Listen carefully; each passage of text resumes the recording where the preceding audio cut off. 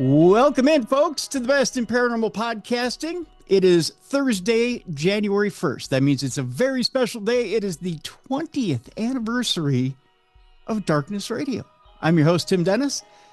And, folks, I got to tell you, we're going to start this program off the way we began 20 years ago today. We're going to go back to the very beginning.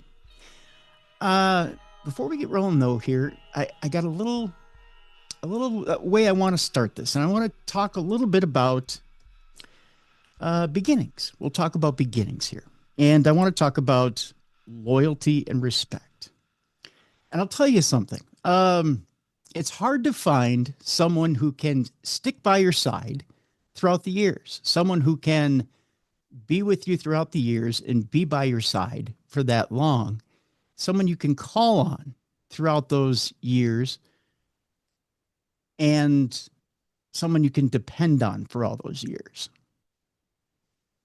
My guest today is one of those people. In fact, so much so that when Andrea Perrin was ill, she reached out to this man and said, I have one wish, and that is I want the Conjuring House back into the community where it belongs.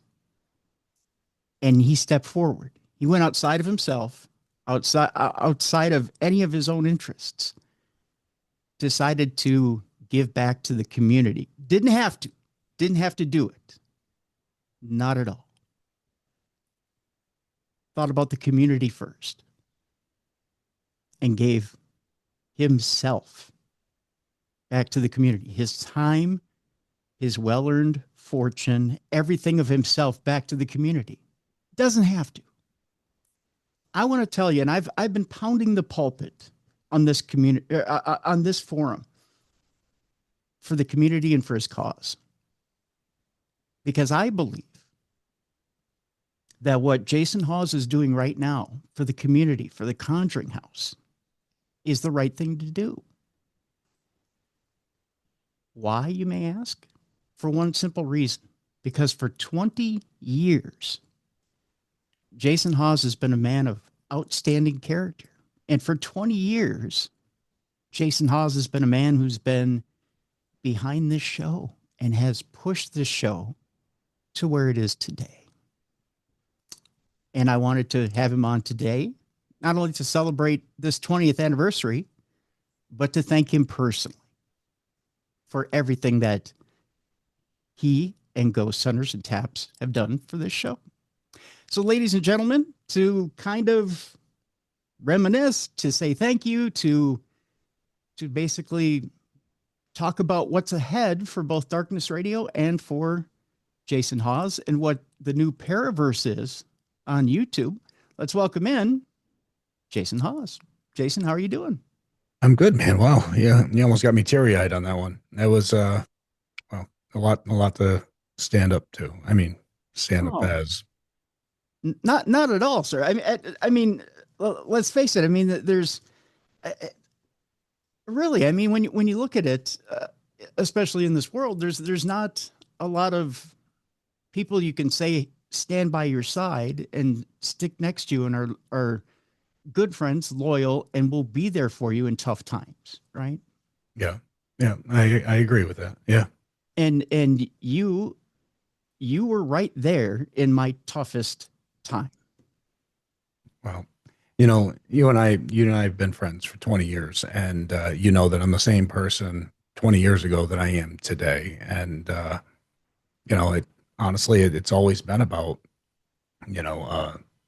just loyalty, trust, and being honest. I mean, I think that's the most important thing out there, that anybody, that no matter what, when it comes our time, you want to be remembered for good things. You don't want somebody to sit there and think, wow, man, that guy screwed me over so many times, that guy did this, or just that, that guy, he was always there when they needed him. So, and I think that's important. And that's how I want my kids to always remember me. And you will be, honestly, you will be. And honestly, Jason, when it came out that Andrea had asked you to please step forward, please help, it didn't shock me. It didn't shock me at all. In fact, I knew she went to the right person, and the only person that could help this community keep the Conjuring House in the community. And again, we don't have to belabor the point, but I knew because for 20 years I've known that you're that person, right? Not only just the person that could get the job done, because when somebody comes to you and says, I need a job done, I know one, it's not only going to get done right, it's going to get done on time, but it's going to get done quickly, efficiently. And if you promise something, by God, it's going to get done over hell and high water and get done so expertly that you don't have to worry about it. It's almost automatic. Yeah. When Andrea had asked me she had asked Tori to have me give her a call for like, it was like 3 or 4 weeks prior to her making that video. And I didn't. And, I didn't because I kind of knew that what she wanted to ask me about. And also it was going to be tough talking to Andrea. I mean, she wasn't doing well. So it comes off, I wasn't trying to be cold or distant. It's just, I don't know, but, and I didn't call her and she made that video. I'll be honest, man, that video, it was hard. It was hard. Because and these are huge expectations. I don't mean to interrupt. You've had huge expectations put on you. Well, yeah. I think, yeah, she was hopeful, when she made the video. And it was a property that I've been in the best place I've been living my best life for the last, 3 or 4 or 5 years. Well, I mean, I can't even say that. I've been living my best life since the day I had children. But the last 4 or 5 years have been a little slower paced, and it just taking the time, as you see the pictures behind me with the grandkids and everything else. And so when she made that video, it took a lot of soul searching, and I understood, especially seeing things online and stuff. I understood why she was asking, and I talked to some friends, I talked to the family, and came to the point where it was like, all right, well, we'll see what we can do, because I mean, this is something she's asking, and she put it out there, and we'll do the best we can. No idea that we would be where we are right now. And ideally, I just want, we should have had that place a while back. And I can't get into the legalities or reasons of why people come out of the woodwork and who helps them come out of the woodwork. But right, I can say that this should have been handled almost a month ago. And because ideally my goal was to, all right, get this done and get Andrea, see if she's well enough, her and whoever in her family, and bring them up and sit there and say, hey, you know what? We did this. We did this as a community. We did this as all of us, not me. I might be the face or the voice that was able to get it out there, but I mean, it took everybody being a part of this. And that's my goal is I want this done while she's with us. So, and she has that closure. And this is a property that I didn't want. I didn't want to be a part of. I had washed my hands of numerous times, and but the whole community coming together and being behind this has made this really something that I want to see through. I'm I want to make happen. I want to make happen for everybody. It shouldn't be for those who have huge YouTube followings or those who have huge bank accounts. It should be for everybody who wants to be able to go there, who wants to be able to experience it and spend time there. Right. And I think that's the part that people really need to hit home in their own heads, right? It's not, and I've seen this criticism online, and man, it burned me. It's just another TV star who wants to own another property. And that is not what this is. No, I mean, I've owned properties, and I got rid of those properties in the past. It had nothing to do with that. And, and I've seen some of that criticism, but it's being purposely created and manipulated and directed from certain individuals. Let's be honest. I'm not going to hold back on that. And those individuals will be held accountable.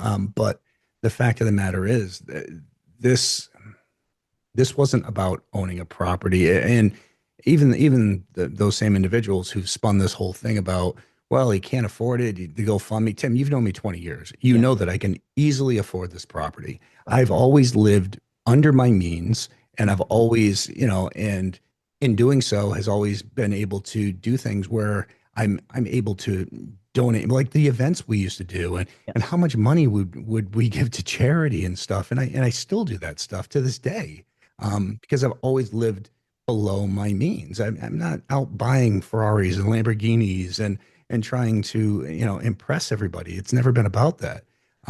So this is something that I've been able to do, and I could easily do, but the community wanted to do this. So I figured it would be something that we could bring the whole community together in support.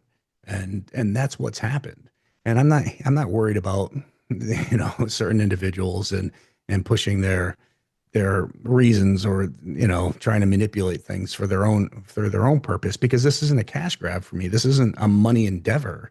I mean, I own businesses. I'm private owners in other businesses. This was more about a preservation thing. This was about answering a plea for Andrea Perron, who, that house is famous because of Andrea Perron and her family. And you see people like uh, Sam and Kobe and them who've respected that to the point where they've said, what, hey, we're going to respect Andrea's wishes and support Jason. Yeah. Yeah. And this show has supported everything that this movement has tried to do. And again, we've put up the link for the GoFundMe Thank to encourage people to go to the GoFundMe and to and contribute. and I want everybody to understand that this is something that, all right, if it doesn't happen for whatever reason, then I mean that's refunded. I mean Yeah. that's never been. You've known me long enough. There's never been any controversy. There's never been anything of me asking people for money or anything like that. I don't need people's money. So if this doesn't happen, then the refunds are there. But it's about making this happen. Right. Right. And about giving it back to the community. Absolutely. Really, yeah.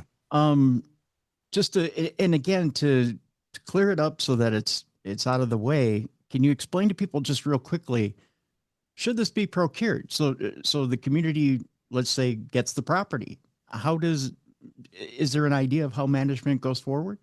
Well, first off, it's about acquiring the property and definitely having to fix up the property. You need to get that done. And then, getting to a point where that property can run on its own, where, do I need to make back some of my money? It'd be nice if I could, but, I mean, if not, okay, well, I'll figure it out. Even if I have to do special events at the location to try to make that back. Mhm. But once the property's fixed up, get it back open. I mean, it can be where it's covering its own costs. It's not something that I'm looking to take money from Mhm. on monthly, weekly base, daily basis. It's not about that. I've got money. I'm good, but it's something that, of course, that property is going to need to be able to maintain itself. It's going to need to be able to maintain, a staff of people doing whether it's tours or there for overnights, or the insurance, the property taxes, the repairs for the property. It's an old property that was built in the 1700s. It's going to need things, Yep. but also being able to do things like right down to certain months out of the year, being able to have it as a wedding venue. So those things offset the cost of this property. Again, keeping it a hell of a lot cheaper than it was for people to go there. I mean, people used to end up having to pay $1,500, $2,000 a night to go there. And again, that only it makes it accessible to those that can afford that. And the majority of people who want to see this property, paranormal investigators, mom, pa's, and all these other people, they can't afford to throw out $2,000 a night. It's just, I don't know. It's never been about that for me. And I think you've known me for 20 years. So, and I think you've seen that it's never been about what can I get from this person, or how much can I get from that person? It's about trying to protect things I love and help those that I love. Right, right. Let me throw this question at you here, Jason, and, Sure. and you tell me how you would answer this, because I know how I've answered this to other people who have brought it up to me. And that is, okay, I get wanting to save this particular place, but why not try to save other places that are out there? What makes a conjuring house so special that we need to save this and not my local establishment that's in my town? Okay. And that's a great question. The first part of that would be because Andrea asked me.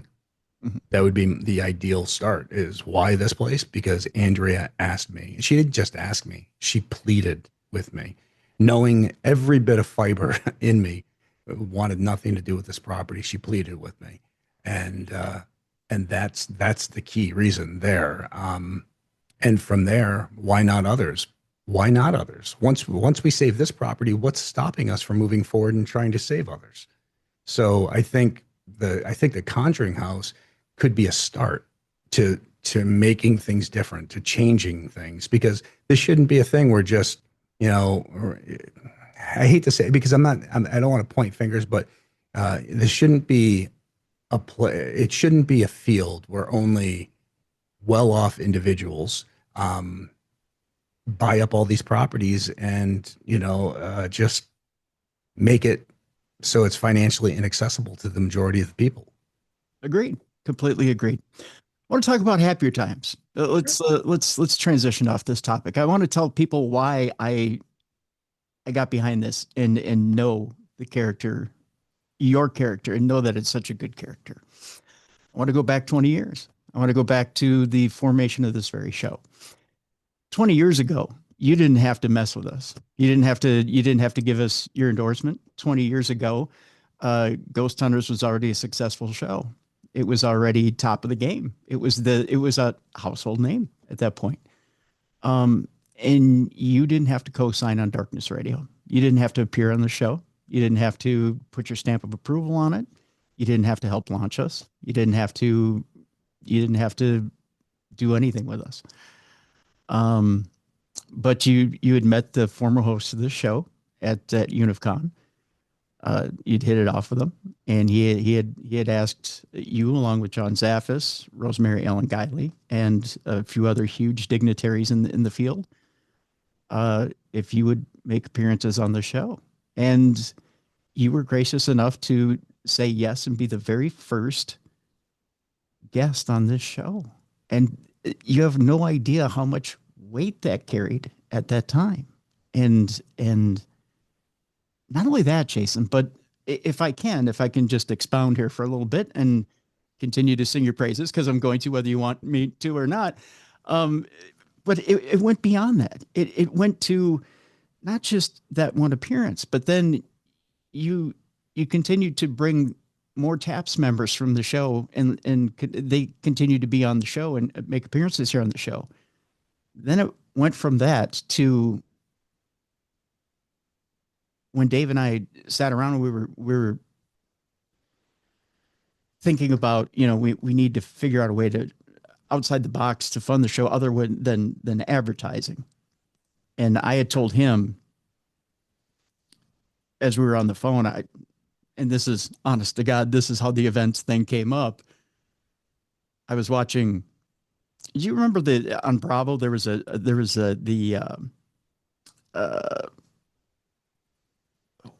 did they call the program? It was rock and roll camp, that rock and roll. They still have the school, or not the school, but it's. I'm not saying the name of the. I think I know what you're talking about, You know what though. I'm talking about? Where Yeah. they have the famous musicians, and they. Oh, yeah. Yep. Yeah, and then it's not rock and roll camp. It's like rock and roll. And now the name escapes me, but I'm going to think of it as soon as we're done with this interview. But they had a show about it on Bravo. It was a regular show, and so I'm watching this, and I decided to combine it with an old radio idea that you take a bus, and JV can tell you about this. You take a bus, you take your radio listeners to like the Washington Monument, or you take them to the Lincoln Memorial, or you go on a tour. And I had asked him at the time because we were. I think we had just talked on the phone, or we had just talked via, via the interviews. And I said, how well do you know Jane Grant? And he said, oh, I think I know him pretty well. I think he might have been BSing me at the time. I'm not sure. But I said, do you think they would be willing to get into business and do a thing where we could, we could go around the nation and ghost hunt, and they could show people how to properly ghost hunt. Mhm. And, we could make this a business, tour around and ghost hunt and take people around the nation to famous places that they've ghost hunted on TV, and do this, as a deal. And ta-da. And now everyone's doing it, right? Yeah.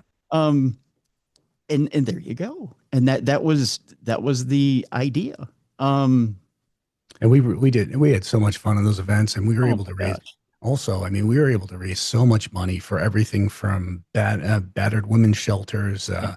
on down. And I had so much fun with those because people sit there and think, oh, you're only at the event to make money. People No. don't realize that at those events, most of the time during those charity auctions, I was paying more than I was being paid to be at the event. Yeah. So buying things because we knew what the money was going for, Right. and that's what it was all about. I, you know, Gil Gerard just passed away recently, Yeah, it's and horrible. his co-star, if you remember right, was at one of our events. Yeah, I remember because she was actually she was raising money for battered women's shelters, That's right. and yeah, and that was just one of the many auctions that we would do that we would raise money for, and we would do extra extended ghost hunts with individuals and stuff.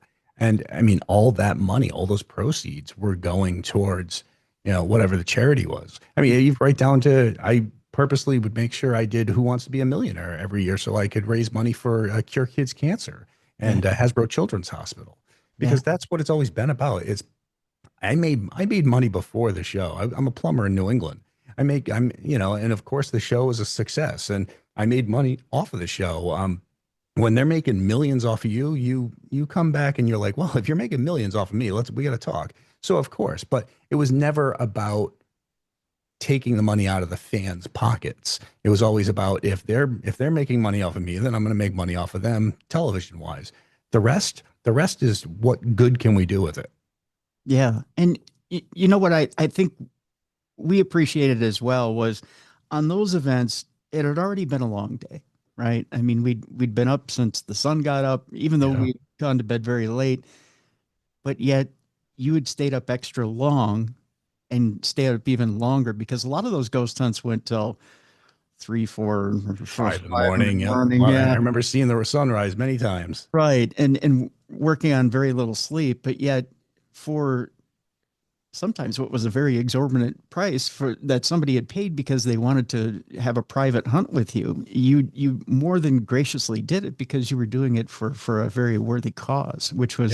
which was again very gracious, and we were very grateful for Oh, it. I mean, we even had the guy who wrote the movie Snakes on a Plane, Yeah. Yep. who paid quite a bit to sit with me through dinner. Again, all that money was going towards charity, and it was such a phenomenal time. I mean, we had such a blast just because we're all doing what we love to do, and we're also helping out as many as we could along the way.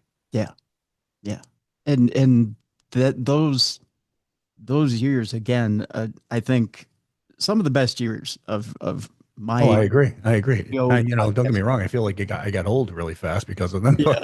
Yeah. but no, we had a blast. I mean, and it was Yeah. such a good time. It was, and we had such great people. I remember one year us just fans of the show, and you're thinking fans of the show, but at one point Cynthia Rothrock shows up. The world martial art champion who's in all these movies because she's a diehard fan. She wants to come and hang out, and she's there. Christopher Atkins from the Blue Lagoon, Yep. and the list goes on, and all these people are there hanging out with us. So I mean, it was such a good time.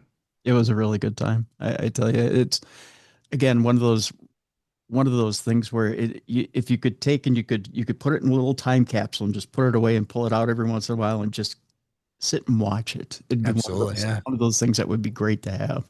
Yeah. I tell you and again, it's one of my selfish memories. It was one of the Stanley trips. It just so happened to be the one. And I know you can comment on it if you want. He's now one of the WWE champions. I know you did a ghost hunt with him and had him on television. CM Punk is now. I don't know if you want to comment on how stuff went with him. I mean, he was a good guy. Of course, it was different times, and at that point, we're filming, we're doing a live investigation, and I've talked to him a few times since as well. So, but he was on a cell phone. We're trying to do things. He wasn't listening. And at one point, the camera cut off of us because him and me got into it a bit. And quickly, he realized that I wasn't screwing around. I was serious.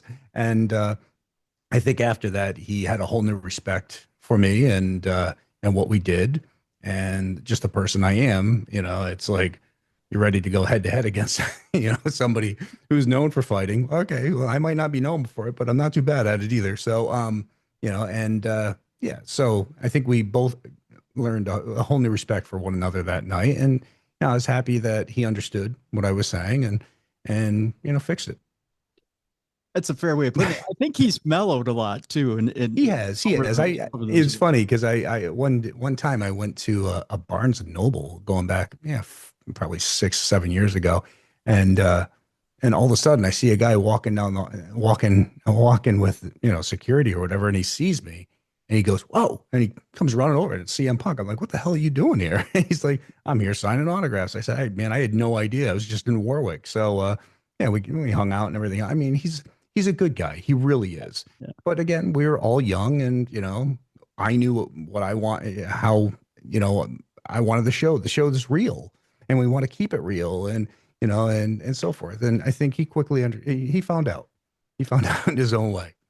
I remember you guys were filming out after the event. I remember just missing him because we had to leave as he was coming in. And I remember being the biggest mark at that time and missing him and not getting an autograph and thinking that was the worst thing that ever happened in my life. I ended up meeting him after that anyways, but it for me, I was crestfallen, but it wasn't the worst moment of my life, it turns out.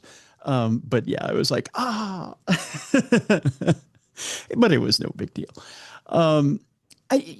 Speaking of looking back on things, Jay, I tell you, before we go to break, I do want to start to kind of look back on some of the equipment from then and now. It's funny because Ghost Hunters has broken some not broken literally equipment, but broken in some equipment to the mainstream major public and introduced it to the public. Mm-hmm. K2 meters. Yep. Right? When you think about it, the simple K2 meter debuts on Ghost Hunters. It's something that sure was, a little line meter may have been used, before it debuts on TV, but once it gets on Ghost Hunters, everybody has one in their hand, right? It's being used everywhere. And then everything explodes from there, right? Watching some of the things on your new Paraverse channel on YouTube.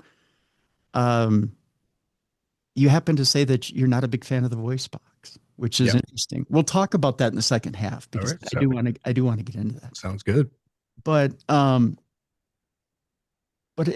interested to see, you've kind of broken in a lot of equipment over the years on Ghost Hunters and introduced a lot of equipment on Ghost Hunters over 20 years.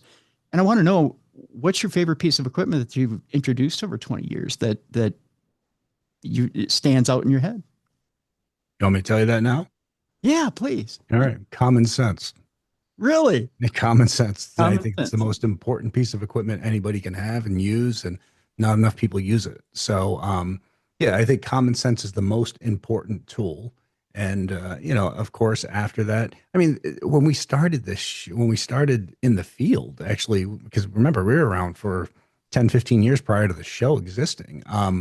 We were investigating, you had to take any piece of equipment you had to modify because there was nothing designed for ghost hunting or investigating in the dark. And Sony had just initially came out with a camera, I think in the 90s with IR. But before that, I mean, it was trying to get as much light as you can and walk around with old Betamax, camcorders, which probably half the reason why I got to have shoulder surgery these days. But Right. um, and then just trying to figure out devices that would help you try to further the field or at least gather evidence. And we've seen so many of those devices come throughout the years, and some of them are great, some of them trusty, they still stick around. Some of them you start to find their faults through time because that's what it takes. It takes trial and error on all these investigations, and you start to see their faults, and from there you try to move on. But there was nobody designing equipment that was specific for ghost hunters or ghost paranormal investigators. But now you do. You have a bunch of different people out there, whether it's Ghost Stop, whether it's you've got just so many different people out there who are doing these things. Bob, Christopher, I mean, the list goes on and on. Right. Right. Okay. So I'll save this for the other side of the break. When we come back, we'll talk a little bit more about some of the equipment out there. I'm going to ask you a camera preference when we come back. Also, we'll get into the paraverse, and I'll talk about your new partner in crime, JvJohnson. It's not And even new. He's been with me I know 20 plus years. been with you for a while, but I'll just say new investigating partner. We'll put it that way. Sounds good. And we'll talk about a couple of the investigations that are on there, that are on the Paraverse, and we'll get into new ground that you're exploring. How about that? We'll do that when we come back next. It's the anniversary show. It's January 1st, folks, and we're launching into the 21st season here on Darkness Radio, but it is the 20th anniversary special here on January 1st. Jason Hawes is my guest, and again, he's breaking new ground with the Paraverse. We'll talk about it next, right here on the Best in Paranormal Podcasting. This is Darkness Radio.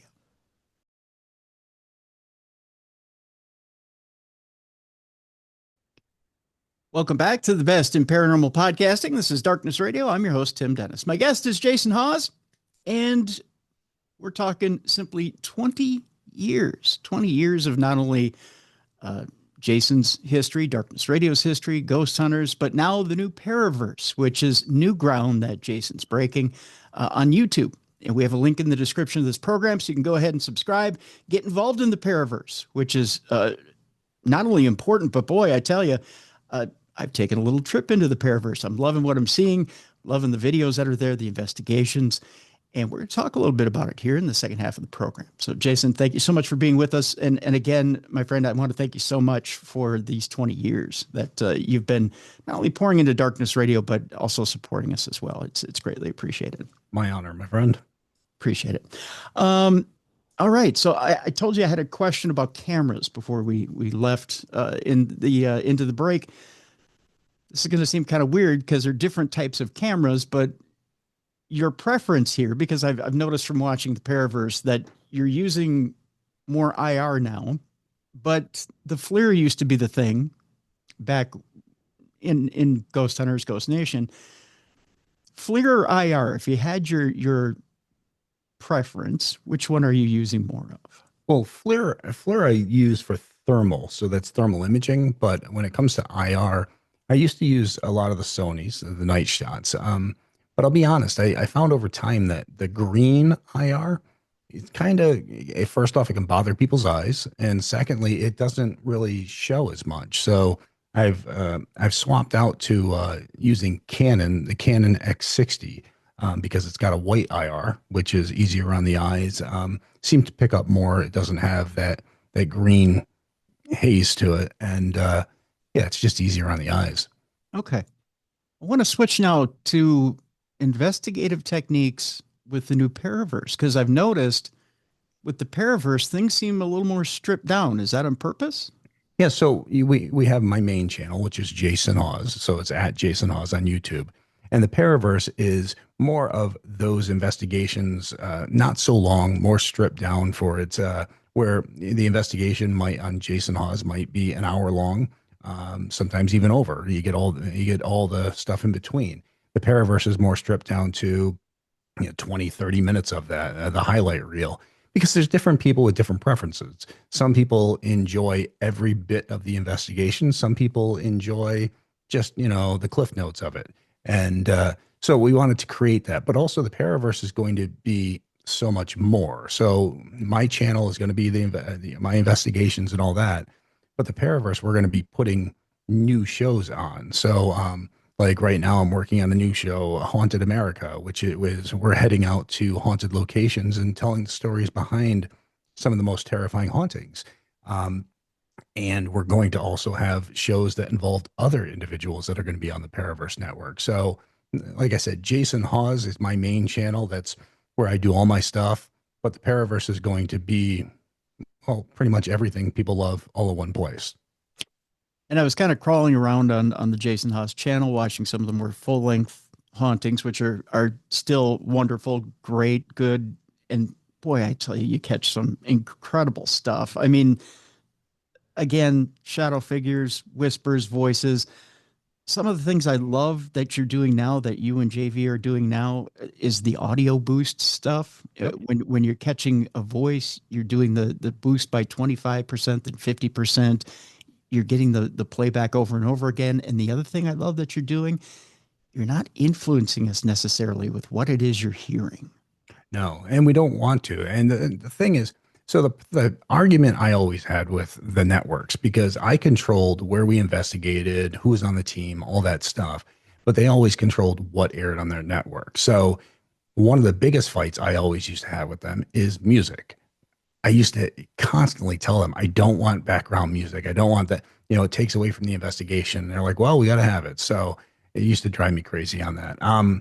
We don't do that on Jason Hawes and on our videos now and stuff. So there's so many different things that come into play. Also, where on Ghost Hunters, when we did the show Ghost Hunters, we could be at a place 3, 4, 5 nights, or 2 weeks, like we initially were at the Stanley Hotel.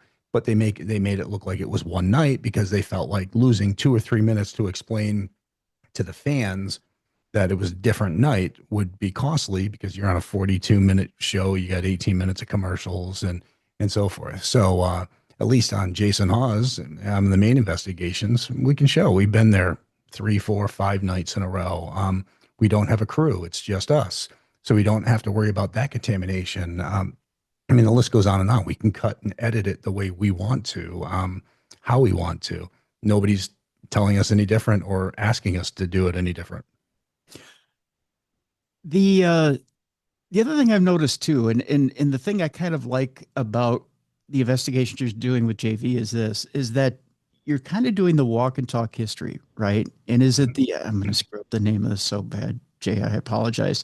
Is it with the Paraverse investigation of, is it Oneonta? Oneonta, New York. Sorry. Yep. Oneonta, New York. The latest one, where you're walking around the historical society there.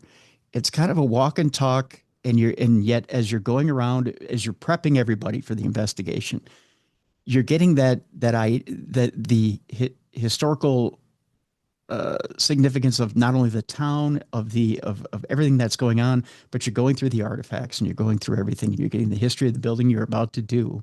And it's almost like we're walking along with you, and almost like we would do ourselves if we were investigating, right? Which is a whole new way of doing it, rather than just the normal network way of sitting down and talking at us, right? Yeah. Sitting down and talking the history at us. And then it's almost like school where we have to observe it.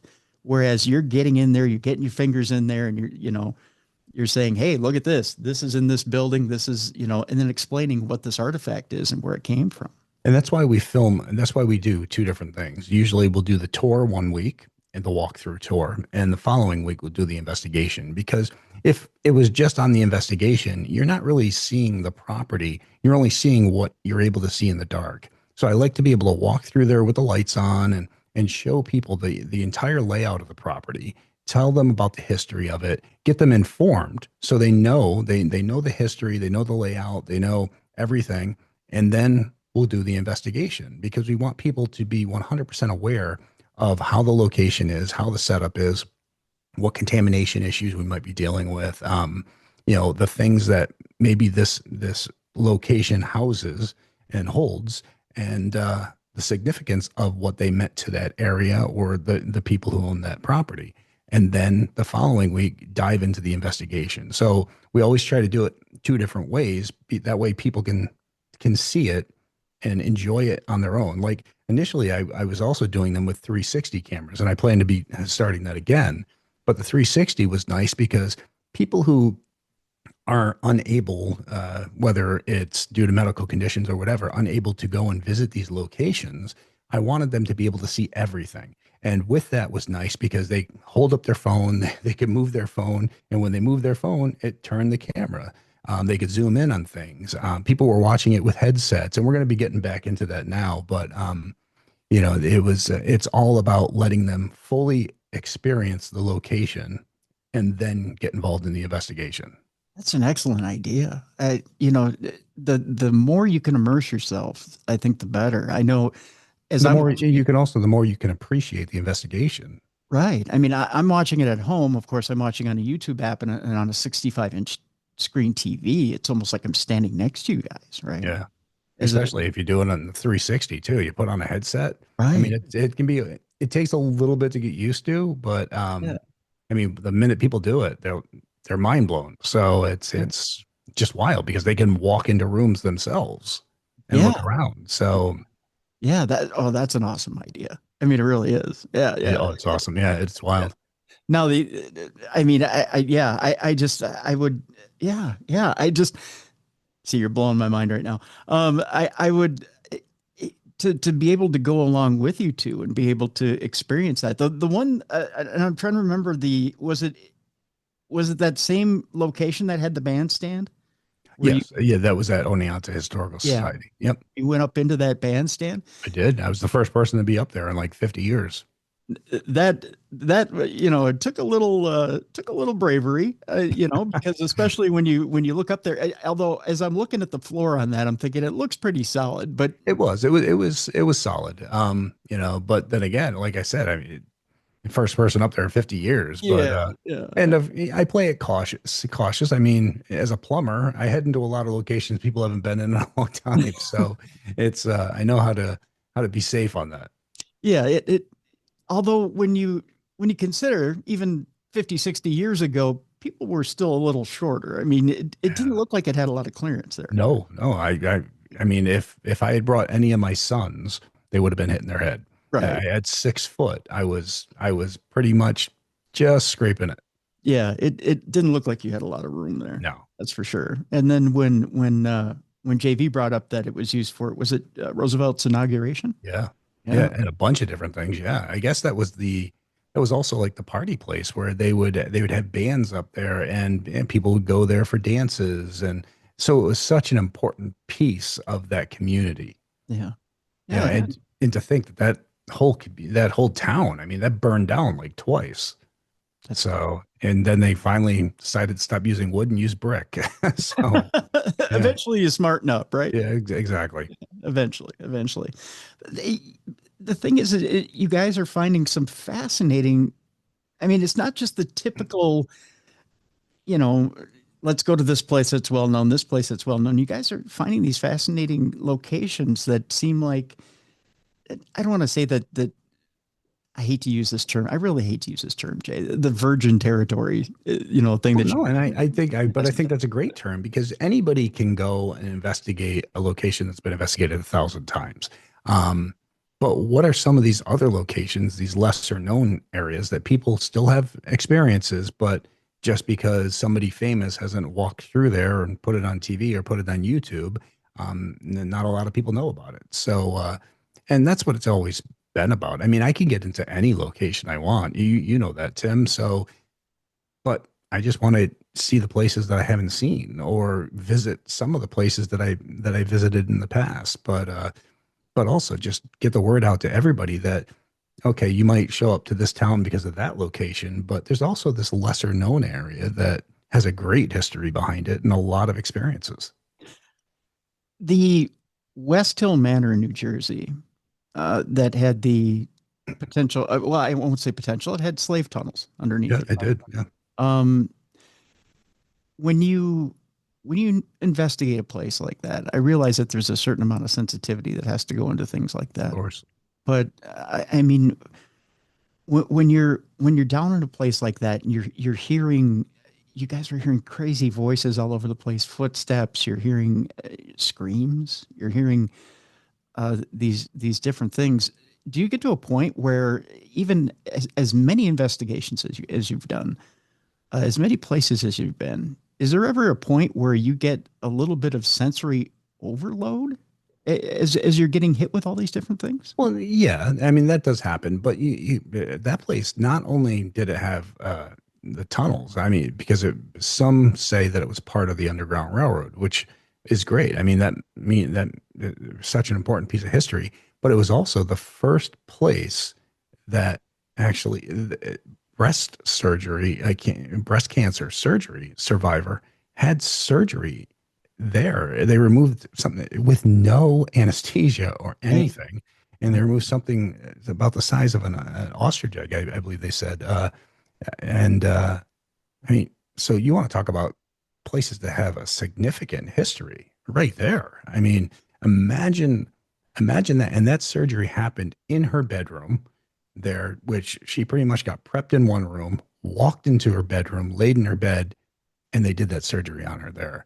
Um, so you can imagine the fear, the pain, all those things, that just that energy that is going to be trapped within the walls of that property. I mean, it's yeah, it's definitely a tough place, but I mean, it's such a beautiful place, and again, has such a wild history. Even has ties back to one of the ladies who owned it prior, who, when Lincoln was shot, he had a note from her in his pocket from the lady who owned the property as well. So, I mean, it had so many ties to history. In a place like that, where I can imagine there's plenty of residual energy there, how much do you figure is active? How much is residual, and how do you separate the two? Well, honestly, when it comes down to residual or intelligent, I mean, it's tough. If something communicates back to questions you're asking or things you're doing at that time, then it has some sort of an intelligence. If it's just a random scream that comes out of nowhere, a random voice that doesn't have any connection to anything, then a lot of times it's going to fall under residual. Especially if it's the same type of activity that's always occurring in the same place. It, have you ever gotten an EVP that feels to you like maybe it could be residual, but then again, it especially with something like I hate to keep bringing this up, Jay, honestly, but when you're dealing with something like slave tunnels and you get an EVP that could seem like a question of where do I go, or I, because I think wasn't that one of the responses, something like where do I go, or Well, I think it was something, yeah, kind of like that. And we need to also remember that I know you say you hate to bring it up, but it was a dark part of it's a yeah, dark time of history, yeah, and I think it needs to be talked about because the only way to never repeat history or to know how bad it was to bring it up, yeah. and and just the fear that some of those individuals had to go through trying to be free, something that all of us have, freedom. Um, yeah, that energy right there is you know super powerful. I can't imagine that getting trapped in a location. And you would hope that something like that was residual because you wouldn't want somebody still feeling that way after all this time. Yeah, so I would And definitely that would fall more under a residual type thing, I would think. you would hope, because how do you know that that's not a spirit asking where do I go, as in I'm trapped here and where do I go, or right, how do Yeah. I Well, don't know where to especially go, this long after, yeah.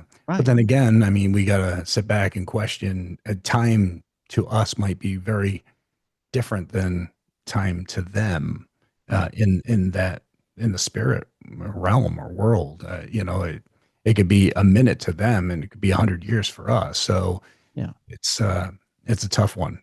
It is. And those are the kind of that's the kind of evidence that worries me, I guess, in that Yeah. moment. And I'm I Also, could you more have your than thing where you have your time overlapping type haunts, which is like they're still living a day in their life right at that time. And we're living a day in our life. And for whatever reason, that's when we're able to hear each other, which is, again, it's heartbreaking. It's terrifying knowing that at that moment, even though we're sitting here in 2025, they're sitting back then trying to find out where to go, where to get away, how to get away. See, I never took that into consideration either. That maybe you two are sharing a moment in time, and Yeah. I never thought of that either. Yeah, because I mean, yeah, time overlaps here and there, and I mean that breaks down the whole theory of string theory and dark matter and everything else and quantum physics. But yeah, I mean the past is the past, but the past also could be the present at a certain moment. So So I guess it's important to take a breath when you hear something like that. it really is. It really is because you have to take a breath. That way you know your next step, your next move. Yeah, interesting. Okay, let me ask you one of the pieces of equipment you are using. I mean, you're using the IR cameras. Um, like you said, you're using your common sense when you're doing these investigations. I'm noticing you're using your eyes and ears a lot. You're getting the evidence around you. You're getting hit with the evidence first, and then you're using discernment a lot. You're trying to hear what it is that's out there. You're seeing with your eyes. You're hearing with your ears, and then you're trying to figure out what's going on around you. But there's one piece of equipment you're using out there from Ghost Stop, the tracer unit. Uh, Tell me how it was you came across the tracer unit, what exactly it is, and how it helps you in your investigations. Well, so the tracer unit is wild. So first off, it picks up temperature fluctuation, it picks up movement and vibration, and any movement that crosses, it'll light up on the actual the LED strip.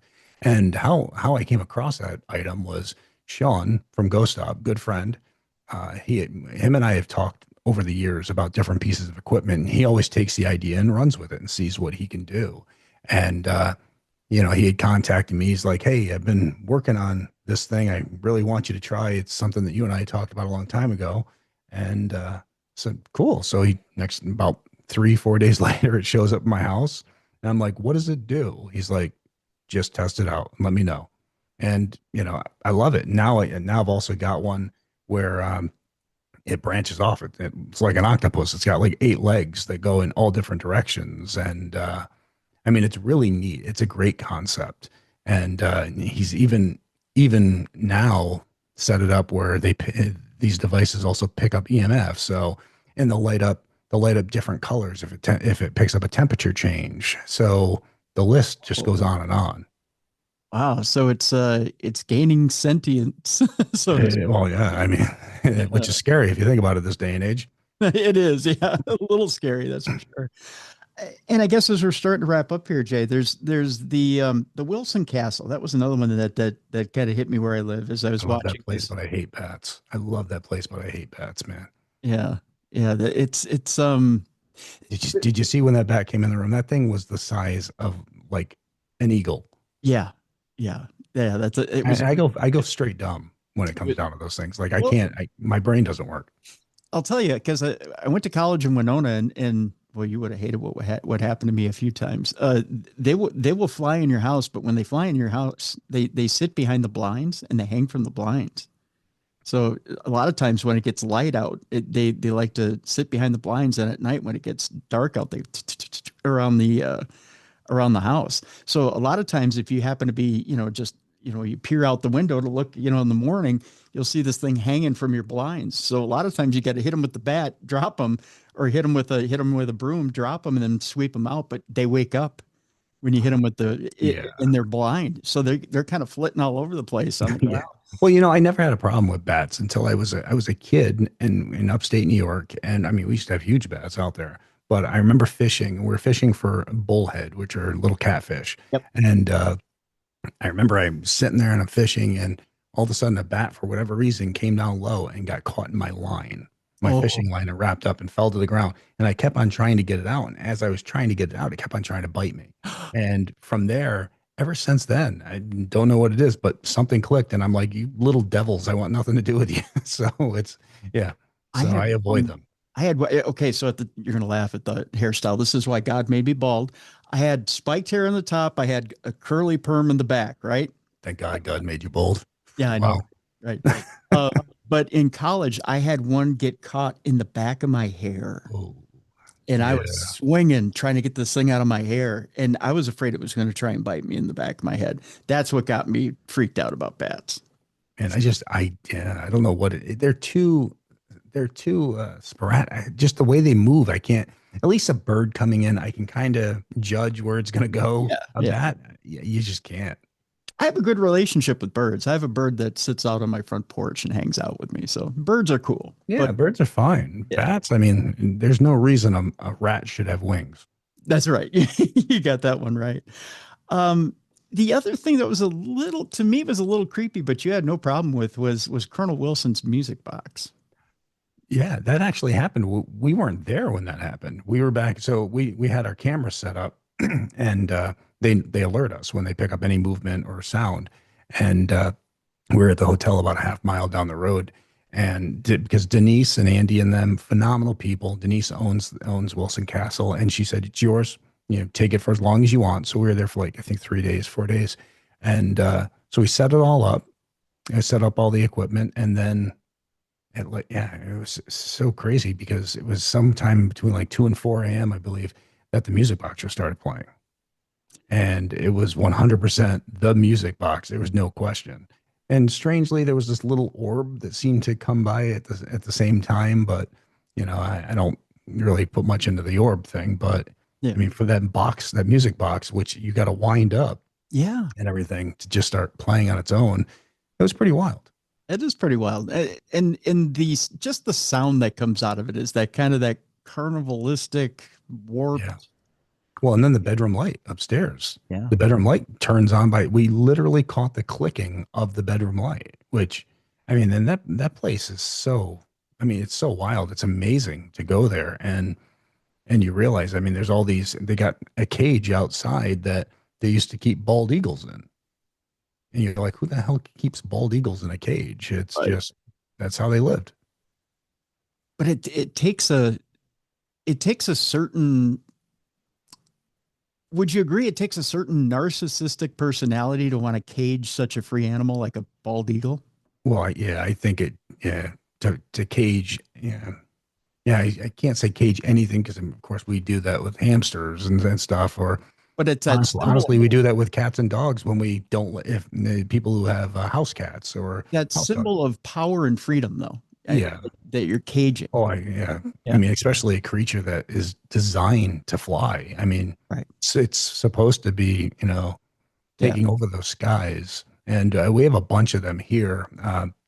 We're at our lake house. And I mean, there's like 8 of them here. So it's constantly, they're all around. And just to see, first off, to see the size of them, people don't realize how big an eagle is. They're huge. Yeah. But to see what they do, I was going to get on my jet ski during the summer, and I get on my jet ski and I see something out of the corner of my eye, and I turn, and as I do, this eagle, which had just gone by me, hits the water like a missile, and then comes up with a fish and takes off. And I'm like, and that thing was big enough where I was like, that would carry a kid, that would carry one of my dogs away. Yeah. Yeah. I mean, it was amazing. They're beautiful, majestic creatures. They're huge. To sit and watch a flock of them fly around, especially again going to college in Winona, you would see them fly around the hills, and you could sit and watch them for hours.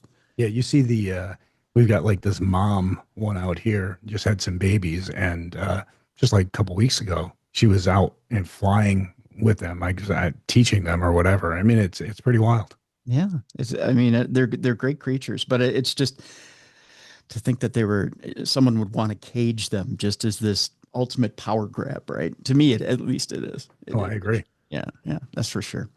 Well, Jason, as we wrap things up here, do you have notes as to where people can come find the Paraverse, your channel?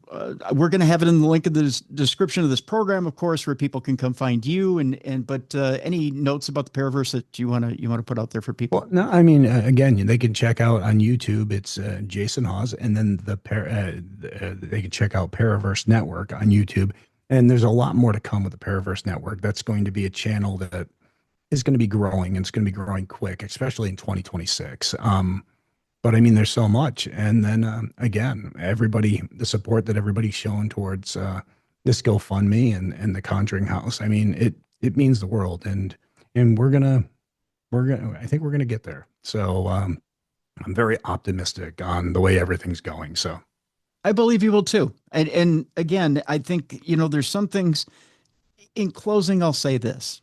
There are some things there are some things that people push for, and there's some things that are meant to be. This relationship right here, meant to be. I believe the Conjuring House is meant to be. Some things just fall in line and you just have that good feeling about it, right? Those things that just feel right. And these things feel right. The paraverse feels right. The Conjuring House feels right. This has always felt right. So again, my friend, I thank you so much for everything you've done for this program and for being such a great friend to me, to this program. And I can't thank you enough. Well, I thank you for being you, man, because I mean that we wouldn't have this friendship if it wasn't that way. So I appreciate it. I appreciate you so much. Thank you, Jason, for being with us. Thank you. Folks, that'll do it for this week. Thank you so much for such a great anniversary week. I want to remind you, of course, the Darkness Radio Apple app is up and updated and going. If you haven't updated it, go to your Apple store right now and update it. Second, we're available as well on video. The YouTube page is the original Darkness Radio. Make sure that if you're not listening, you would be listening to us on audio. Make sure that you like and subscribe on video. Make sure you rate and review us as well on audio. We'd like a 5-star review there as well.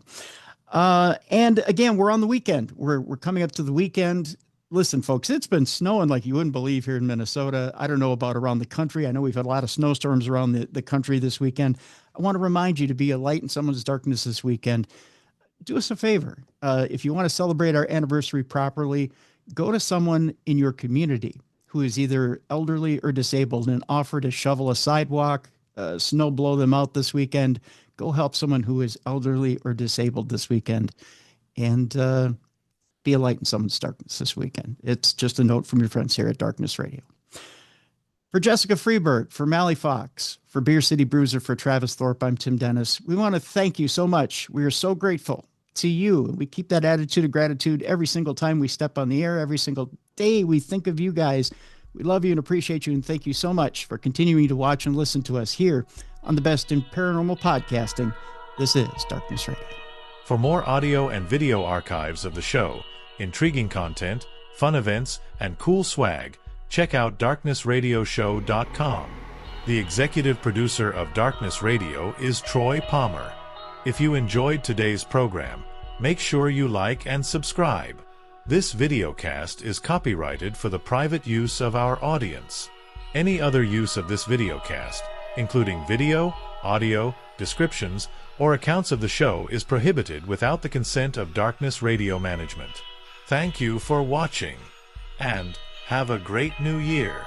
And remember to include elderly and disabled members of your family and community in your New Year's celebrations this weekend, and be a light in someone's darkness.